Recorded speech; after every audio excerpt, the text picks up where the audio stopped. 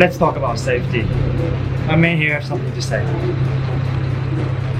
Hey bro, what do you think about safety? Yeah, I'm all for it, bro. Sweat. That's sweat. Cheers. Thank you.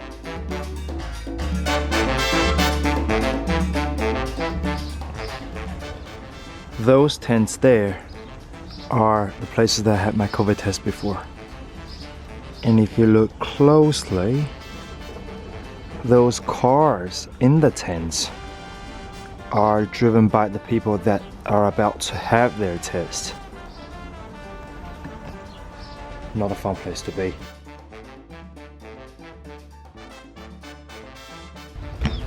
The elephant in the room is gonna be the COVID, right?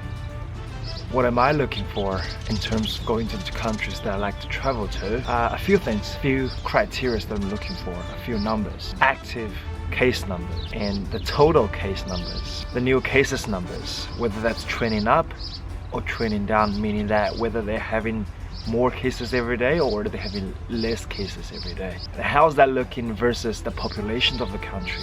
For example, in New Zealand we have 5 million people, and if you have a 500,000 new cases per day like Americans having now, we're not gonna last very long, are we? What's their peak numbers compared to what's their new cases number now?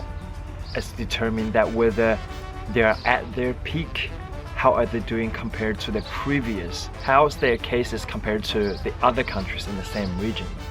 For example, New Zealand, how's that compared to Australia, Fiji, and all the other islanders? And then the vaccination percentage, and that's going to determine how fast the virus is going to travel, and border restriction and the local restrictions. And in that I'm looking for two things. Am I easily getting into the country that I want to travel to?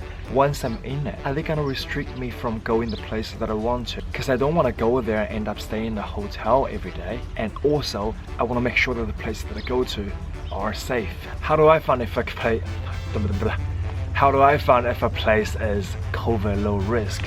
Here is a link that I'm gonna put it down below and also in the description. From the Reuters, they have collected all the latest data, pretty much give me all the information that I need before I go to travel. And also I'm gonna check the pre-departure requirement. Each country is a little bit different, but in principle they want you to have vaccine and negative test result before you go in there. And some countries still want you to have a 7-day isolations or 14 days isolations, so it varies from countries to countries. The Reuters Global COVID Tracker is gonna tell you what their border looks like, but I highly recommend you still go to their government website to check the latest information just in case. Last but not least, check their MIQ, that is their Managed Isolation and Quarantine Facilities. And here is my favorite UFC fighters, Israel Adesanya's comment about MIQ. It's been a long quarantine, mandatory quarantine, so yeah. So make sure you check it before you go, right? And for the cost of MIQ, it varies as well, but in New Zealand it's roughly about 1,600 New Zealand dollars per person for up to 10 days isolation, 3,100 New Zealand dollars for up to 14 days. Definitely not cheap for a not very luxury hotel, is it?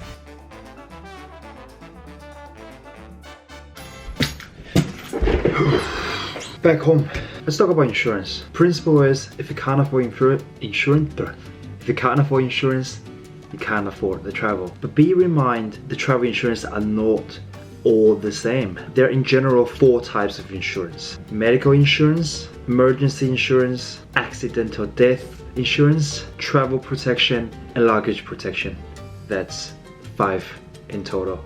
Okay, they are all slightly different. But one of my favorite travel vlogger, Vega Brothers, they have that in detail, so check this link below. Boring but important. In general, it costs about 3 to 8% of your total travel cost, but for world travel apparently it's gonna be cheaper than that. In terms of insurance, I am looking for the cost, the limits, the amount limits, the access, and also some unusual stuff, which is duration of the travel. Most of the insurance companies, they only insure you for 12 months. And also which country are they covering you for, and what activities are they covering you to do. And also I'm looking for some extra coverage of my content, laptop, the camera right here, my smartphones, and my other stuff. There are so many travel insurers out there, but you want to find out what is the best for you. But before you do that, check your credit card insurance, because most of the credit cards have their own insurance. That is, if you purchase through their credit cards, you are automatically insured. So just make sure that you're not going to cover it twice.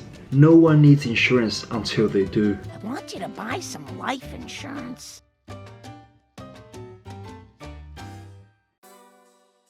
How do you know if a country is safe in general apart from COVID? There are a whole bunch of useful websites out there. First one I'll recommend is called the GPI score. So in general, they just give each country a score of how safe it is. It's not a very comprehensive score, but it gives you a good place to start with. And then the next one, check your local government's advisories. Like in New Zealand, we have Travel Safe from government. In UK, they have foreign travel advice. In Canada, they have travel advice and advisories. And also check your peer travelers.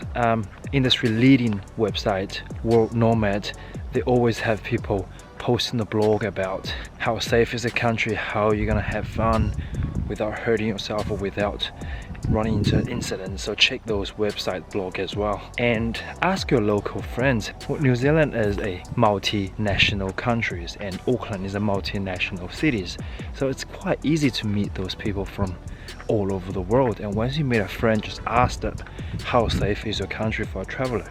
They will give you some genuine feedback. Next one I'll run about is local law. Just make sure you're familiar with the laws that you're probably gonna use, like driving laws if you're gonna drive in the country. Check how do they like drinking and smoking. And also for some war sensitive countries, they ban flying drones, like between India and Pakistan. So make sure you're aware of that before you fly in a drone. And just be vigilant. Know your limit. Maintain low profile. You don't want to wear a gold chain, being the main target of the robbers. Act confidently, or try something to build your confidence, like learning a mixed martial art. For me, I am training mixed martial art, which is a good way for self-defending. Gracie Jiu-Jitsu University is a great training facility to teach you self-defense, so that's available in most of the United States. How to deal with a petty thief? Well, there is no one solution for it. Again, maintain low profile, act confidently so you don't look like vulnerable. Get a dummy wallet. If you did encounter those situations, give him a dummy wallet, and split your valuable stuff around you. You don't want to put all the eggs in one basket, and make sure you keep valuable or important documents with you. Last but not least, if you're solo travelers, then try to avoid walking around alone in a neighborhood that you're not familiar with, especially at night. That's it for this week's vlog. If you like it, you know what to do, and I'll see you next week. Peace.